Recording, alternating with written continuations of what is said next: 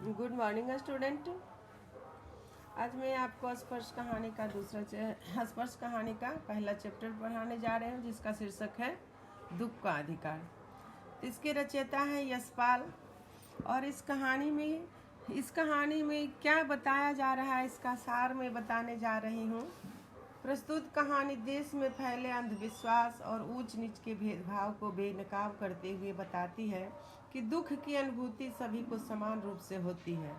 कहानी धनी लोगों की अमानवीयता और गरीबों की मजबूरी को भी पूरी गहराई से उजागर करती है।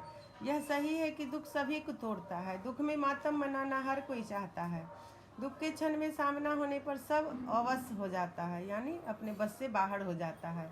पर इस देश के ऐसे भी अभागे लोग हैं जिन्हें ना तो दुख मनाने का अधिकार है और ना फुर्सत है।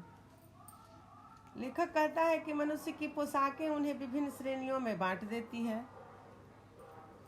प्रायः पोशाक ही समाज में मनुष्य का अधिकार और उसका दर्जा निश्चित करता है।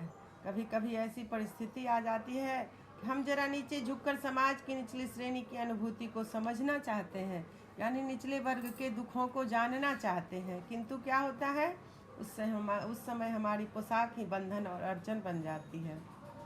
जैसे वायु की लहरें कटी हुई पतंग को सहसा भूमि पर नहीं गिरने जाने देती है, उसी तरह खास परिस्थिति में हमारी पोशाक हमें झुक सकने से रोके रहती है। बाजार में फुटपाथ पर एक बुढ़िया एक खरबूजे डलिया में रखे रो रही है। जैसा कि आप चित्र में देख रहे हो, बुढ़िया बाजार में खरबूजे लेकर बैठी है, लेकिन बेटे के गम में वह कुछ बोल नहीं पा रही है। गम में वह सिर झुकाकर रो रही है, मुंह छुपाकर। खरबूजे को बेचने वाली तो कपड़े से मुंह छिपाए सिर को घुटनों पर रखे फपक फपक कर रो रही थी। आसपास के दुकानों के तख्ते पर बैठे या बाजार में खड़े लोग घृणा से उस स्त्री के संबंध में बातें कर रहे थे।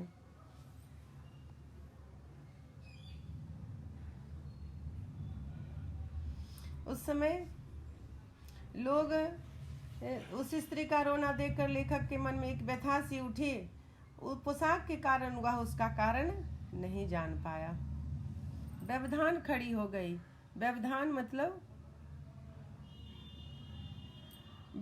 मतलब होता है रुकावट। उच्च वर्ग के लोग गरीबों के दुख का कारण जानना चाहते हैं, किंतु उनका पोशाक जो है रुकावट बन जाती है।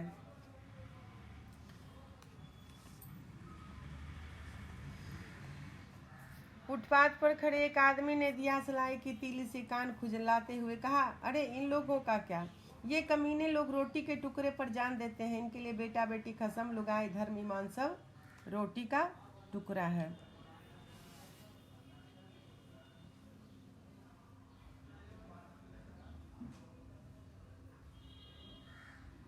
इस पंक्ति का अर्थ यह हुआ कि वह व्यक्ति का आस पास बैठे लोग व्यंग करते हुए कहते हैं कि इस बुढ़िया के लिए जाति धर्म, ये धर्म का कोई महत्व नहीं होता। इसको इसका बेटा मरा हुआ, इससे सूतक लगा हुआ है। लोगों के कोई परवाह नहीं है कि मेरा सूतक लगा हुआ सामान खरीद कर खाएगा तो लोगों का धर्म नष्ट हो जाएगा। इसके लिए बस रोटी का टुकड़ा ही सब धर्म है, ईमान है और खसम लुगाई, यानी कपड़ा भी लुगाई मतलब वस्त्र होता है।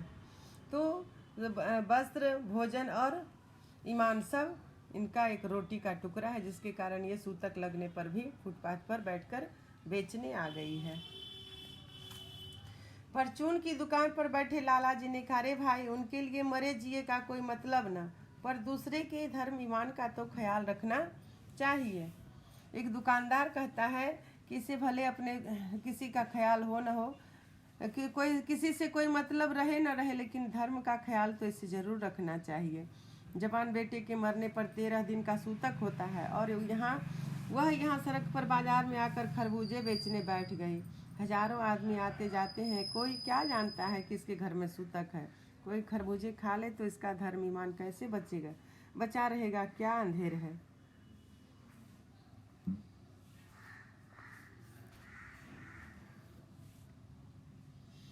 पांच पड़ोस की दुकान में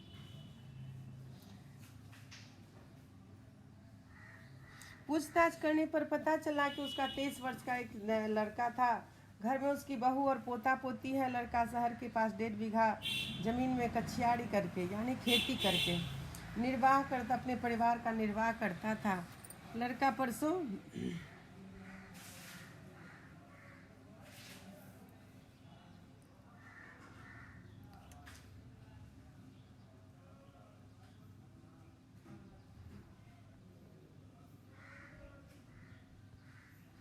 कछियाड़ी खेती करना, कछियाड़ी करके अपने परिवार का निर्वहन करता था। लड़का परसों सुबह मुंह अंधेरे बेलों में यानी बहुत सवेरे ही पके तरबूज चुन रहा था। गीली मट्टी की तरावट में विश्राम करते हुए एक सांप पर लड़के का पैर पड़ गया और लड़के को सांप ने डस लिया। लड़के की बुढ़िया माँ बावली होकर ओझा को बुलाई। पूजा के लिए दान दक्षिणा चाहिए। घर में जो कुछ आटा अनाज था सब दक्षिणा में दे दी। सर्प के विष से भगवाना का बदन काला पड़ गया। लेखक कहता है कि जिंदा आदमी नंगा भी रह सकता है, परंतु मुर्दे को नंगा विदा नहीं किया जा सकता। उसके लिए बजाज की दुकान से नया कपड़ा लाना होगा, चाहे उसके लिए माँ के हाथों की छन्नी कंगना ही क्यों न बिके। यानी घर की स्थिति कितनी भी बुरी क्यों न हो, मरने के बाद आदमी को 5 मीटर कपड़ा चाहिए ही, नए कपड़े की जरूरत हो जाती है।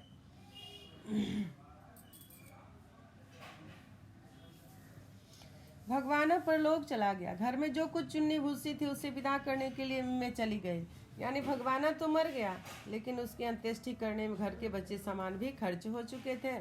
बाप नहीं रहा तो क्या, लड़के सुबह उठते ही भूख से बिलबिलाने लगे। यानी भगवाना मर चुका, लेकिन उनके जो 2 छोटे छोटे बच्चे थे वह सुबह होते ही भूख से रोने लगा। दादी ने उन्हें खाना खाने के लिए खरबूजे दे दिए, लेकिन भगवाना की पत्नी जो है ज्वर से पीड़ित हो चुकी थी, उसको क्या करती। बहू का बदन बुखार से तपे जा रहा था। अब बेटे के बिना बुढ़िया को दुवन्नी चौवन्नी भी कोई उधार दे नहीं रहा था। बुढ़िया रोते रोते और आँख पोछते पोछते भगवाना के बटोरे हुए खरबूजे डलिया में समेटकर बाजार की ओर चली। और चारा भी क्या था, बुढ़िया के पास और कोई दूसरा उपाय नहीं था बहू की दवा लाने के लिए। बुढ़िया खरबूजे बेचने का साहस करके आए, परंतु सिर पर चादर लपेटे सिर को घुटनों पर टिकाए रो रही थी। कल जिसका बेटा चल बसा, आज वह बाजार में सौदा बेचने चली। हाय रे पत्थर दिल। यही जो मैं ऊपर बताई कि इस कहानी में क्या बताया गया है कि ऐसे में दुख मनाने का अधिकार समान होता है, किंतु गरीब को इस कहानी में दुख की अनुभूति सभी को समान रूप से नहीं हो रही है। उस पुत्र वियोगिनी के दुख का अंदाजा लगाने के लिए पिछले साल अपने पड़ोस के पुत्र की मृत्यु से दुखी माता की बात सोचने लगा लेखक कि पिछले साल मोहल्ले में एक अमीर बुढ़िया का बेटा मरा था। तो क्या हुआ था, संभ्रांत महिला मतलब अमीर पढ़े लिखे अमीर घराने के महिला पुत्र की मृत्यु के बाद 2.5 मास तक पलंग से ना उठ सकी थी।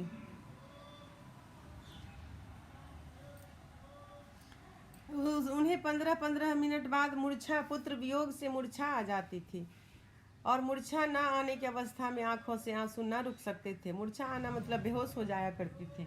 2 डॉक्टर हरदम सिरहाने बैठे रहते थे, हरदम सिर पर बर्फ रखी जाती थी। शहर भर के लोगों के मन उस पुत्र शोक से द्रवित हो उठे थे। यानी उस अमीर बुढ़िया की रुदन से लोगों का दिल द्रवित दुखी हो उठा था।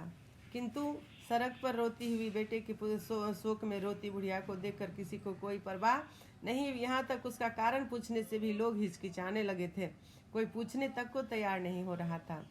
जब मन को सूझ का रास्ता नहीं मिलता तो बेचैनी से कदम तेज हो जाती है। यानी दुख में जब कोई रास्ता नहीं मिलता, कोई सहारा नहीं मिलता है, तो आदमी का मन क्या होता है, बेचैन हो उठता है। उसी हालात में नाक ऊपर उठाए राह चलतों से ठोकर खाता मैं चला जा रहा था, सोच रहा था।